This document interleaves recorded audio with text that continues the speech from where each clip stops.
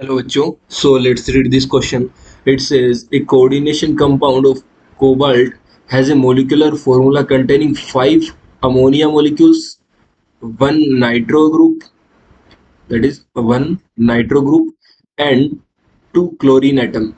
For one cobalt atom, 1 mole of this compound produce 3 moles of iron in aqueous solution. The aqueous solution on treatment with excess of AgNO3 gives 2 mole of AgCl as a precipitate. The formula of this complex would be so हमें यहाँ पे देखना यहाँ पे हमें cobalt का एक isomer जो हमें फॉर्मूला गिवन है मोलिकुलर फॉर्मूला उससे हमें उसका फॉर्मूला डिड्यूस करना है. सो फर्स्ट ऑफ ऑल यहाँ पे हमारे पास यूज होने वाले की कॉन्सेप्ट की बात करते हैं. सो जो की कॉन्सेप्ट यहाँ पे यूज होने वाले हैं उसकी बात करते हैं. देखना हमें कंपाउंड का फॉर्मूला निकालना है. फॉर्मूला क्या होगा तो उसके लिए हमें क्या देखना पड़ेगा. देखना हमें यहाँ पे गिवन है कि कंपाउंड में सबसे पहले हम लोग फॉर्मूला कैसे निकालेंगे कि उसका कोऑर्डिनेशन नंबर देख लेंगे यहाँ पे कि 5 अमोनिया है और 1 नाइट्रो ग्रुप है. ठीक है, उसके बाद में 2 क्लोरीन है. तो कंपाउंड में है क्या क्या पहले वो लिख लेते हैं. कंपाउंड का जो आइसोमर का फॉर्मूला है वो लिख लेते हैं पहले. कोबाल्ट है, उसके साथ में 5 अमोनिया के मोलिक्यूल है. उसके बाद में यहाँ पे हमारे पास एक नाइट्रो ग्रुप है NO2 और उसके बाद में हमारे पास 2 क्लोरीन है दैट मीन्स Cl2 हो गया. ये हमारे पास है. अब इसमें से हमें बताना है. अब देखो हम लोग ये पहली बात हमें गिवन है. अब यहाँ से हमें रिएक्शन देखनी होगी. तो पहले ये क्या बोल रहा है कि 1 mole of this compound produce 3 mole of ions. अब देखो इसका पहला हम लोग जो पॉइंट है उसके बारे में बात करते हैं कि इसका 1 मोल 3 आयन प्रोड्यूस करता है. अब 3 आयन प्रोड्यूस कब होगा जब यहाँ पे हमारे पास जो कॉम्प्लेक्स बनता है उसमें ब्रैकेट के बाहर 2 आयन रहे होंगे. मतलब यहाँ पे 2 है, यहाँ पे 2 आयन है बाहर बाहर की साइड, यहाँ पे 2 आयन होंगे तभी तो 3 आयन प्रोड्यूस करेगा. तो हमें सबसे पहले ये पता होना चाहिए कि यहाँ पे जो अंदर वाले होते हैं कॉम्प्लेक्स के अंदर वाले ये यहाँ पे जो भी आयन्स होंगे वो नॉन आयनाइजेबल रहते हैं. ये नॉन आयनाइजेबल रहते हैं, ये आयनाइज नहीं होते. So this is non ionisable. जो कोऑर्डिनेशन स्फीयर के अंदर रहते हैं वो नॉन आयोनाइजेबल रहते हैं. ठीक है, एक बात. उसके बाद में हमारे पास यहाँ पे जो रहेंगे जो हम लोग बोलते हैं इसको आयोनाइजेशन स्फीयर में रहेंगे out of the coordination sphere वो आयोनाइजेबल रहते हैं. आयोनाइजेबल, अगर ये आयोनाइजेबल है तो ये आयोनाइज हो जाएंगे. तो अब देखना यहाँ पे हमें बोल रहा है 3 आयन दे रहा है दैट मीन्स 2 हमारे पास बाहर रहे होंगे.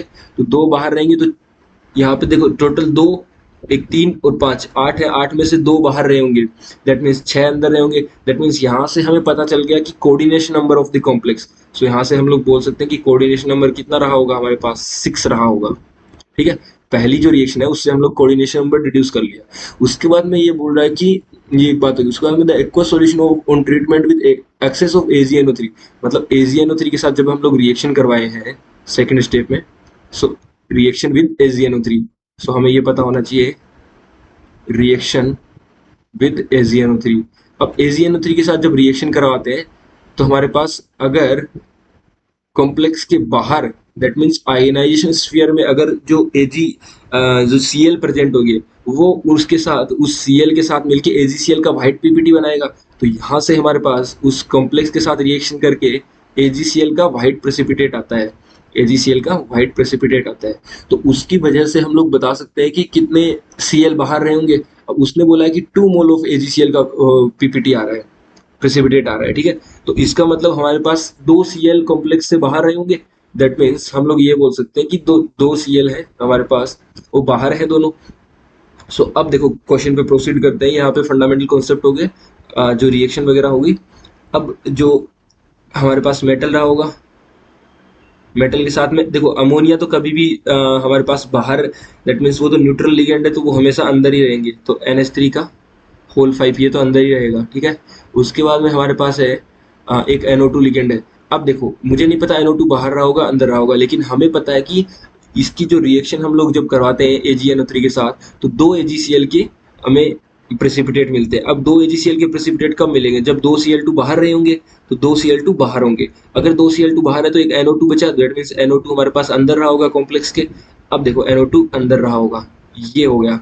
अब NO2 अंदर है, अब इसकी रिएक्शन वो सेकंड स्टेप में बोल रहा है कि AgNO3 के साथ करवा रहे हैं, तो देख लो AgNO3 के साथ जब रिएक्शन करवाएंगे तो यहाँ से AgCl के दो पीपीटी दो, यहाँ पे दो प्रेसिपिटेट बन जाएंगे ना। कैसे बनेंगे देखो, 2 AgCl बन जाएंगे, AgCl 2 बन जाएंगे, और प्लस जो कॉम्प्लेक्स है वो ऐसा कैसा आ जाएगा, देखो कॉम्प्लेक्स कैसा आएगा, CONH3 का होल 5।